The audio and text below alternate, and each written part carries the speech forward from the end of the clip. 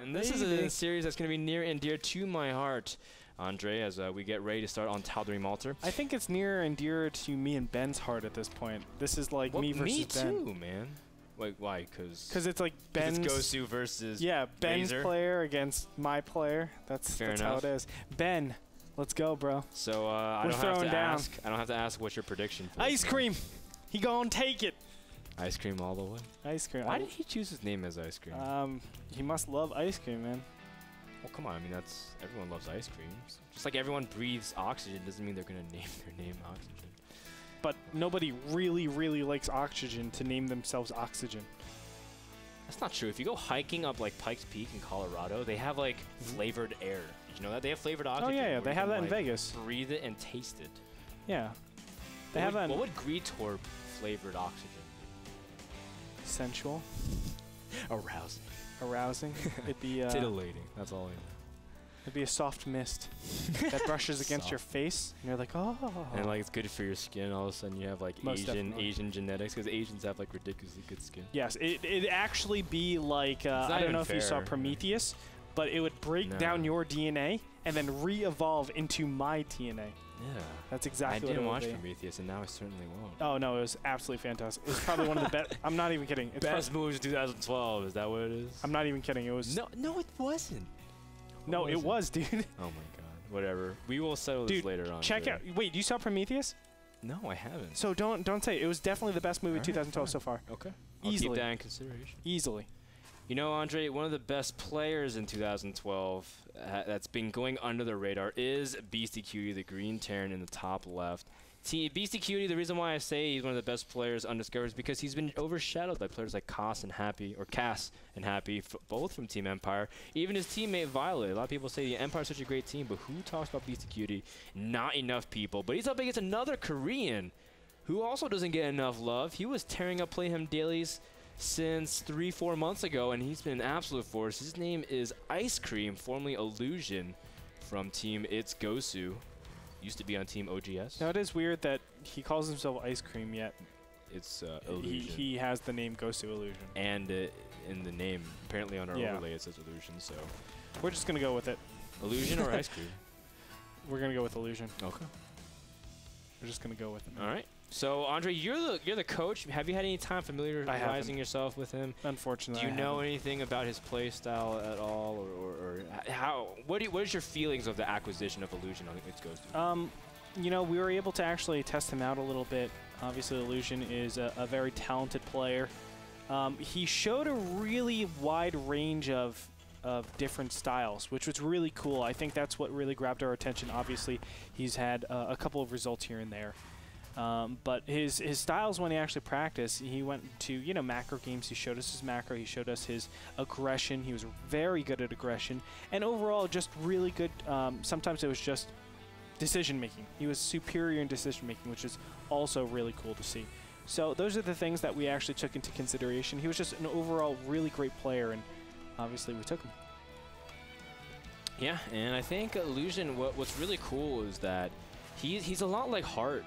When I watch him play him, it's just he has his ability to be really aggressive, and everyone's like, oh, is he just cheesing or not? But he's also, much more than capable of playing that macro style. And everyone's like, wow, he's actually got really solid macro. I remember those games, Hart against DRG and MLG Winter Championship. Everyone's like, wow, Hart can play this solid into the mid and late game. Illusion's a lot like that, and you'll see that in his TVZ, but in his TVT as well, as you can see, he is going for Marine Hellion Medevac to start things off. Yes. Now, I kind of like that for Tal'Darim. Again, there's no ramp, and there are multiple entry points, so you can kind of fare your way around. But how do you like that build in comparison to what Beasty is doing, going for double racks with a factory? Yeah, Beasty is doing a very, very big metagame here. It's a mind game. It's going against the metagame, I should say, where you get a huge amount of Marines and Siege Tanks super early. This is like a beta-style build, and you surprise your opponent. And a lot of the builds these days have not been defending against this build just because it's kind of outdated and people forgot about it. People forgot it even existed. But it's actually a really good build still, and Beasty Cutie obviously trying to play mind games with this bunker in the front, acting like it is some sort of command center opening. But I think You know, Ice Cream or Illusion should know that that's kind of weird, seeing the gas and then an expansion directly after that. Normally that doesn't happen, and look at this. He's going to spot it out right now. The medevac gets up into the natural, and he sees, wait a minute, where the heck is your command center? You don't have it here. It's not there. And you see the immediate drop, and the Marines getting disorganized. Beasty, it's a very nice 5-kill bounty. You can see the Hellions drop, but the fact that they weren't there in unison means that their attacks were not cooperated. And Beasty survives with a lot of weak Marines, and that's a very good scenario for Beasty Cutie. Now, I think actually Illusion is still in a better position. He is going defensive siege tanks. Both these players are actually starting siege mode at the same time, but the fact that he has the medevac enables him to do these counterattacks. That's going to be very important.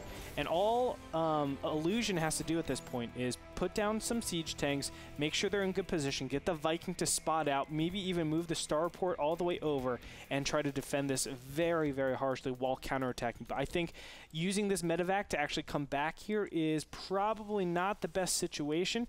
He wants to actually just pull SCVs and go for the SCV trade at this point. You can see that Beasty is trying to hit at a timing where Illusion's really vulnerable. He's going to hit for the tech lab, and Siege Mode's not going to finish. A huge snipe, a very excellent choice from Beasty, and you can see Illusion trying to pressure and sandwich from both sides, but immediately being pulled back. This is great decision-making and timing from Beasty, and all of a sudden, the situation starts spiraling way out of control. SCVs are being pulled, and Beasty is very happy to see that as long as he keeps his units alive, and he will. A fantastic job from our Terran player from Serbia.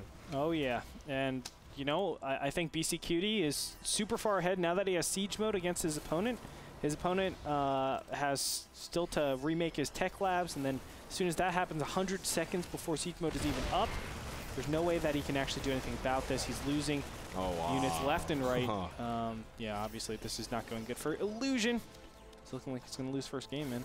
I mean, siege mode is finished for Beasty. Another nail in the coffin, really sealing the deal. And you can see Illusion's production's under siege. GG gets called out. Beasty Cutie takes game number 1 on Tal'Darim Altar against Gosu Illusion. Yeah, kind of a weird play right there, but Beasty Cutie obviously. I like it. Yeah. I feel like it's really safe just because he tries to go for such quick amount of units early on, and he delays his starport tech because he gets 2 barracks before the starport. But I mean, obviously, you're the one who's really experienced TVT. I've just been playing it a little bit. It's what are coin your thoughts? flipping. You think it's coin flipping? Yes. I think, you show if you're in Beasty Cutie's position, you're actually saying, okay, I see that there's a gas coming up here. My opponent has a good chance of going Banshees, Cloak Banshees. If I am doing this build, do I actually beat Cloak Banshees? The answer is no. There's no way you can beat Cloak Banshees at that point. Because you delay the starport too long for Viking? You delay the starport too long, you don't have time to get engineering bay, and your whole advantage goes with having this huge army that's going to do tons of damage. Well, if every single one of my Marines got 2-shotted by Cloak Banshee and I have to waste 270 minerals just to have a chance at killing that Banshee, well, obviously it's not going to look good for me. So I feel like that was a very coin-flippy build, but overall it worked out for the overall metagame of Tal'Darim Altar, which isn't to go Cloak Banshee. So I think theoretically it was correct, but it was just a very interesting game. Fair enough. You're the Terran expert, so I'll let you have the final word on that. Thank you to Game Miner, the smartphone application that lets you know about upcoming NASL broadcasts, as well as for games that you want to download or play. Download it at the App Store or at handlearbor.com. We'll be back with game number 2 between Beasty and Illusion. This is the NASL Season 3 Open Tournament. We'll find out if Beasty can complete the upset or Illusion make sure that another Korean is in NASL Season 4.